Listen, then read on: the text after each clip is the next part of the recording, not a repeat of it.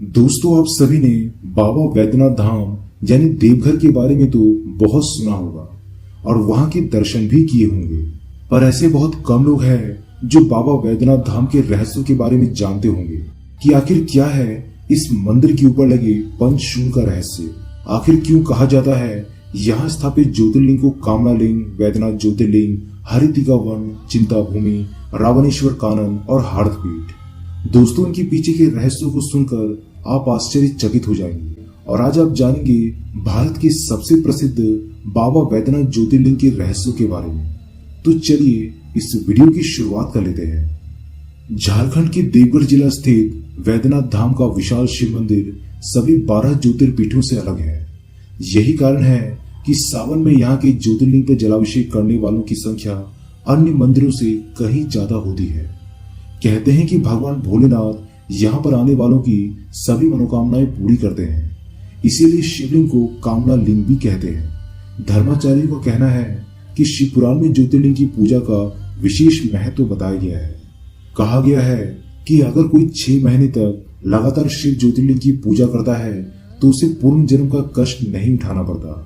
इस मंदिर की सबसे बड़ी विशेषता ये है, इसके शीर्ष पर त्रिशूल नहीं बल्कि पंचशूल है, जिसे सुरक्षा कवच भी माना जाता है।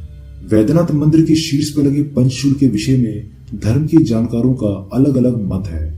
एक मत यह है कि त्रेता युग में रावण की लंकापुरी के द्वार पर भी सुरक्षा कवच के रूप में पंचशूल स्थापित था। धार्मिक ग्रंथों में कहा गया है कि रावण को पंचशूल यानी सुरक्षा कवच का भेदन आता था, जबकि ये भगवान राम के वश में भी नहीं था। विभीषण ने जब ये युक्ति बताई तब भगवान राम और उनकी सेना लंका में प्रवेश कर सकी। उन्होंने कहा कि सुरक्षा कवच के कारण ही इस मंदिर पर आज तक किसी भी प्राकृतिक आपदा का असर नहीं हुआ है।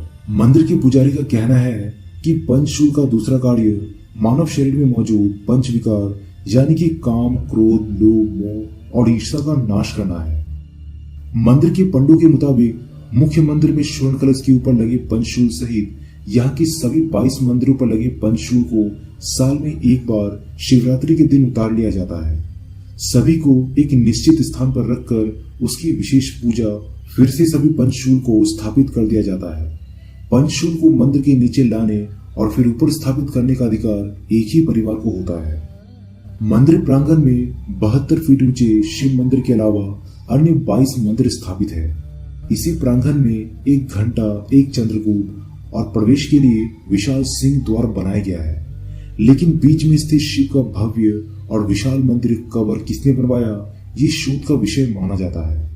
मान्यता है कि इसी स्थान पर देवी सती का हृदय गिरा था। इसी वजह से इस स्थान को हार्दपीठ के नाम से जाना जाता है। इसी तरह ये देश का पहला ऐसा स्थान है जहाँ ज्योतिर्लिंग के साथ ही शक्ति पीठ भी है।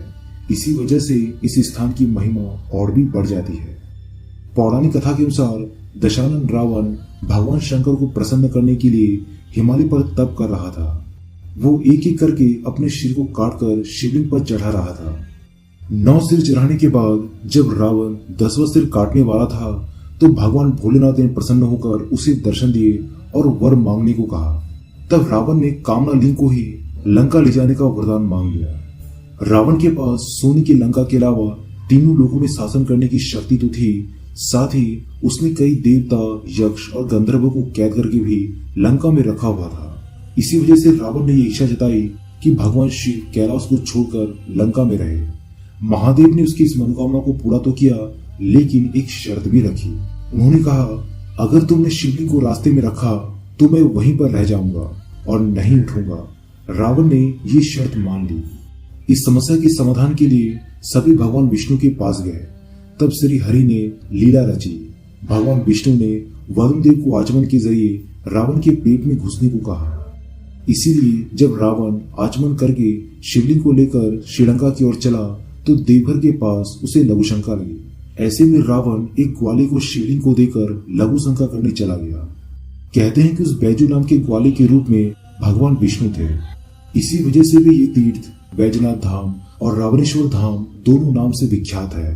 पौराणिक ग्रंथों के मुताबिक रावण कई घंटों तक लघु शंका करता ही रहा, जो आज भी एक तालाब के रूप में देवघर में स्थापित है। इधर वैजू ने शिवलिंग धरती पर रखकर उसे स्थापित कर दिया। जब रावण लौट कर आया तो लाख कोशिश करने के बाद भी शिवलिंग को उठा नहीं पाया। तब उसे भी भगवान की ये लीला समझ में आ गई और क्रोधित शिवलिंग पर अपना अंगूठा गाड़ कर चला गया। उसके बाद ब्रह्मा विष्णु आदि देवताओं ने आकर उस शिवलिंग की पूजा की। शिवजी का दर्शन होते ही सभी देवी देवताओं ने शिवलिंग की उसी स्थान पर स्थापना कर दी और शिव स्तुति करके वापस स्वर्ग को चले गए। तभी से महादेव यहाँ पर कामना लिंग के रूप में देवघर में विराजते हैं।